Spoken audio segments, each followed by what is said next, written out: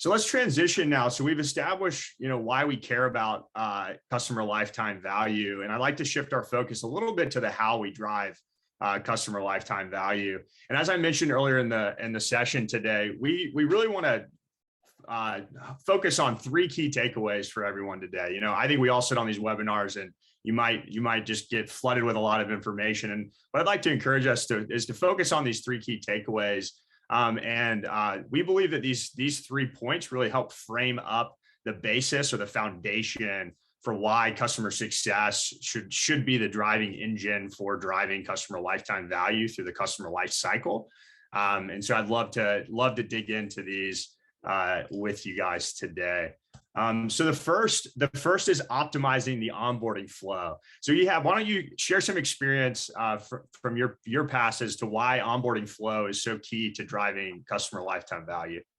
It is the key for driving customer life value, because as we mentioned earlier, if you go through the customer journey, the life cycle, marketing, make the customer aware, sells the customer.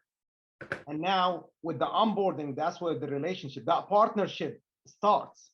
So if it's not, the handoff is not correct, the handoff is cold, the customer is confused, you don't take care of the handoff between sales and onboarding, you lose the potential for the customer to renew. You lose the potential to build a strong foundation for the partnership with the customer. So onboarding is the key first step of building that partnership.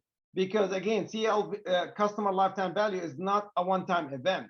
It is over a longer period of time, and you want it to grow as long as possible, as long as that customer is happy, as long as that customer is getting value from the solution that we sold them.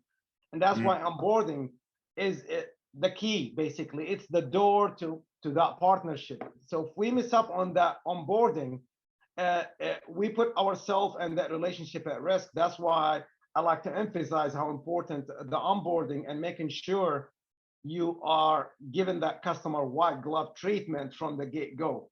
Again, you can say depending on the customer size, and I think that can be covered under segmentation depending on their ARR, but you cannot ignore the onboarding of any new customer you acquired, because you spend so much money on the acquisition. You want to make sure that you retain and you basically give them value. So onboarding is also last point on onboarding, it's time to value. So if you onboard correctly, the customer will see time to value much quicker if you have a good strategy in place and a good playbook.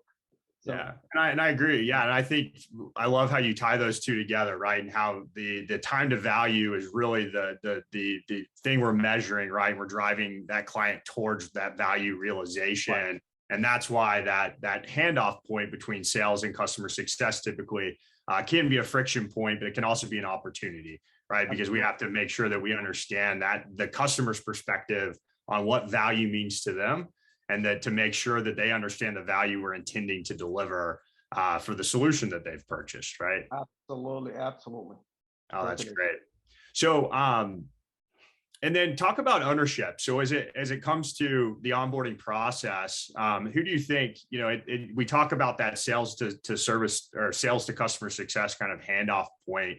In your experience, do you see sales kind of staying in the picture? Does this become a matrix team? How might you encourage folks to think about ownership of the onboarding process? Excellent point. And here where we experienced many customers when we evaluated their health, it's a hit and miss, and the sales, as soon as they acquire and the contract is signed, they celebrate. And what about that customer? Did we make sure they are handed off correctly to the next team, which is customer success? In short, their purpose of life is to help the customer get value from that product, help with the retention, help with the upsell, making sure the customer is always getting the best value out of the product. And so if we don't, that first step on board correctly and talk to that salesperson, we missed it. So sales are important from a point of the final point of the contract, but customer success is the point of contact with that customer for that relationship and the conversation. So to your question, I think there needs to be a proper handoff, because that customer success manager whichever we call it in your organization, is going to go back to the sales for renewal. So you don't want customer success to do the renewal and go through the contract details. That's where that relationship with that salesperson is still intact, and customer success will bring it back to the, okay, you know, you're up for renewal. Oh, you want to buy this new feature. There's more, you know, features you might need for your product. Put it back to sales. So you don't want the relationship with that salesperson to end.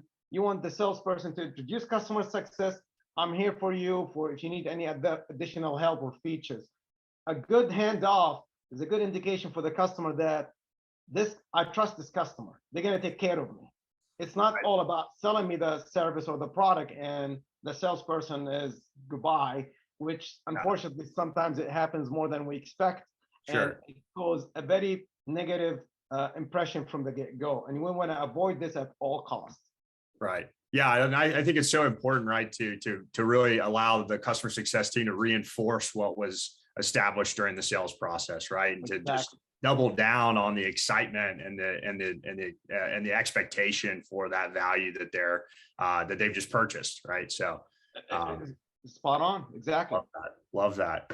Awesome. Well, there's a whole lot we could continue to dig into the onboarding. I think in general, right, I think it makes sense to understand that like every organization might be a bit different. We'll touch later on segmentation and how your onboarding process.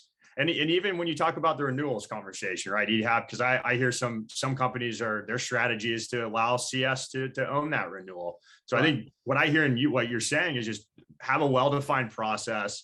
We can't just expect this to work well. We have to really identify those touch points and reduce that friction, ultimately driving towards that value realization that the clients bought into, right? Absolutely. So defining that ownership, defining that playbook for that onboarding and making sure that we really focus in on that.